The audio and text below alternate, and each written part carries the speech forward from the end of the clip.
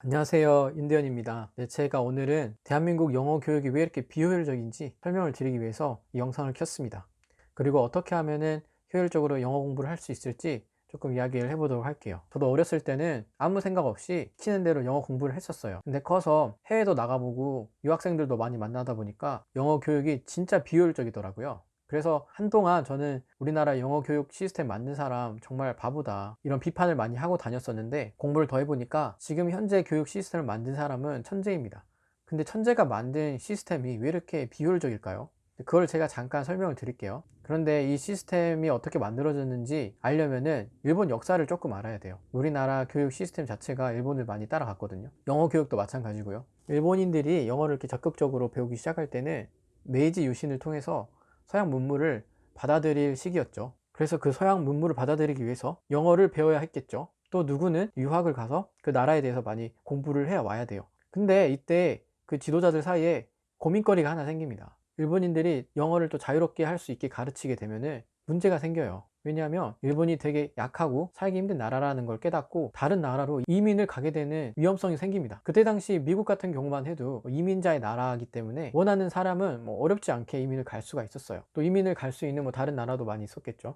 그러면 기껏 열심히 교육을 시켜놓고 그 인재를 다른 나라로 보내는 그런 불상사가 생길 수 있단 말이에요. 그래서 어떻게 하는 게 좋을까 머리를 맞대고 고민을 하기 시작합니다. 그들이 목표를 세워요. 첫 번째로는 영어를 읽게 만들어야 된다. 현실적으로 모든 사람을 외국에 보내서 공부시키는 건 불가능하죠. 그러면 책을 통해서 배우게 되는데, 그러면 글을 읽을 수는 있어야 됩니다. 해외에 가지 않고도 글을 읽고 그 문맥을 이해할 수 있는 교육을 시키기 시작해요. 그리고 두 번째는 듣고 말하는 것을 너무 잘하게 만들면 안 됩니다. 미국에 살아도 불편함이 없을 정도로 말하고 듣는 걸 잘하다 보면은 대부분이 더 좋은 나라에서 살려고 하겠죠. 이 부분은 최대한 비효율적으로 만들어요. 그런데 사람이란 게 아무리 이렇게 바보같이 만들었어도 잘하는 사람들이 생기기 마련입니다. 10,000명 중에 1명 정도는 이런 시스템에서 특출나게 잘하는 사람이 나오기 마련이에요. 그러면은 일본 정부에서 그 소수의 사람들에게는 전폭적인 지지를 해주는 거예요. 모든 것을 다 쥐어줍니다. 그걸 적극적으로 유학도 보내면서 서양 문물을 받아오게 하는 거예요. 그럼 그런 엘리트들 입장에서는 아무리 미국이 더 강하고 살기 좋은 나라라 하더라도 자기 나라에서 존경도 받고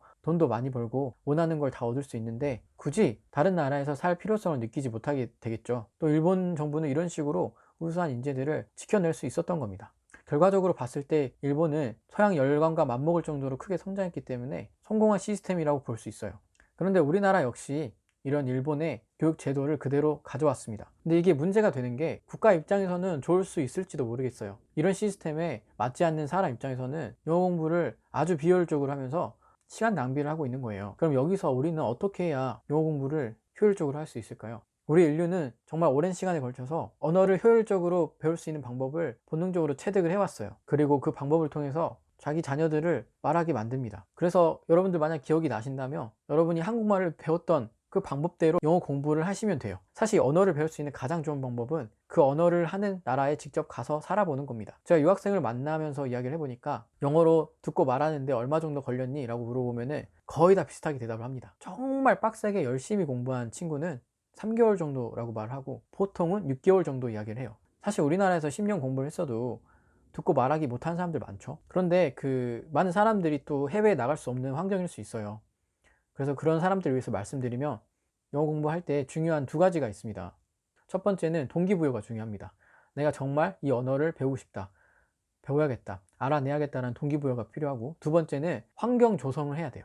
원래 언어라는 거는 그 언어만 쓸 수밖에 없는 환경이 있을 때 가장 늘어요. 영어만 들리고 영어만 보이고 또 영어로만 생각했을 때 가장 빨리 늡니다. 그래서 하루에 1시간씩 200일을 공부하는 것보다 200시간 영어만 듣고 생각하고 말하는 게 더 효율적입니다. 이게 그 언어라는 게 자전거 타는 것 같아가지고 한번 빡치게 연습해서 타게 되면은 그 다음부터 계속 탈 수가 있습니다. 근데 그 방법을 익히지 못하면은 그거 하기가 되게 힘들어요. 그런데 이런 부분들은 사실 영어권 국가를 가면은 다 해결돼 버리죠. 그런데 여러분들이 입시 공부를 되게 잘하신다 하면은 마찬가지예요. 더 열심히 해서 성적 많이 올리시고, 그렇게 성적이 많이 올라가게 되면 또 우리나라에서 기회를 많이 주거든요.